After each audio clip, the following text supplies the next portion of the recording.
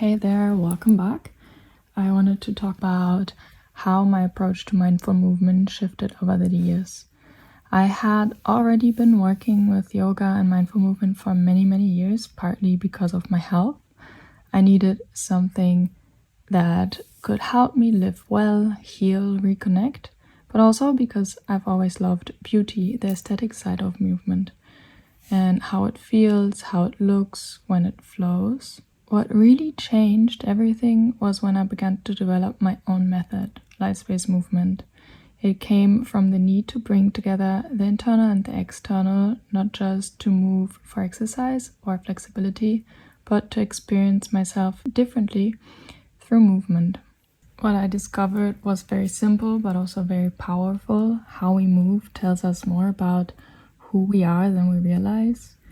Our habits, our attention, our rhythm, they're like a language. What kind of movements really reflected me in my natural relaxed state? Even how I walked, how I gestured, how I spoke, all became part of the same self-observation. So light space movement really gave me the space to do that, not through force, but through awareness. It's an approach that is based on different teachings and is structured around 6 main components, fundamental pillars, which are awareness, mind-body connection, breath-body connection, the 10 components of movement, healing properties of movement and relaxation, as well as applicability to any aspect of life. So before this shift, I had been quite critical of myself. I wanted to be stronger, more productive, more consistent. I wanted to move better, look better, feel better.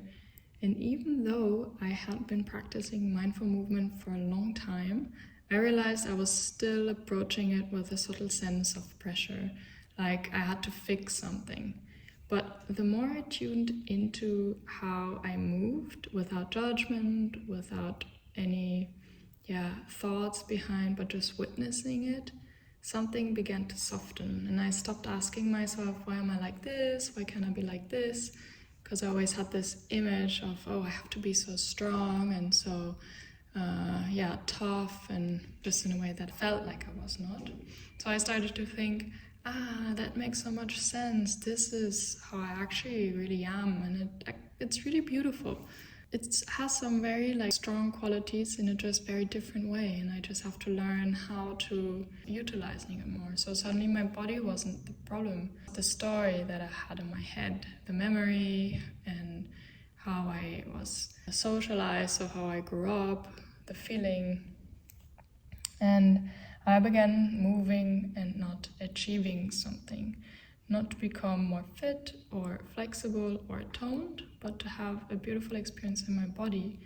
And this is really what changed and how I actually got more fit and more beautiful body. But it was not because I was trying to get there, punishing myself and sticking to a routine that was no fun, but completely the opposite.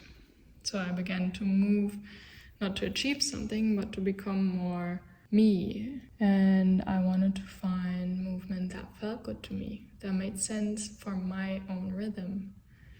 And because of that, what I discovered was that it's not just where you're going, but it's how you're getting there, and understanding, building knowledge and acquiring the tools. So if you are always pushing and rushing or correcting yourself, you're missing the actual transformation.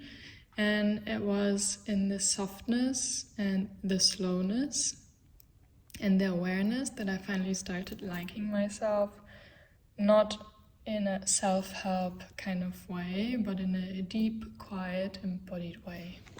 So this is why it matters to me so much that movement is a way to get back to yourself.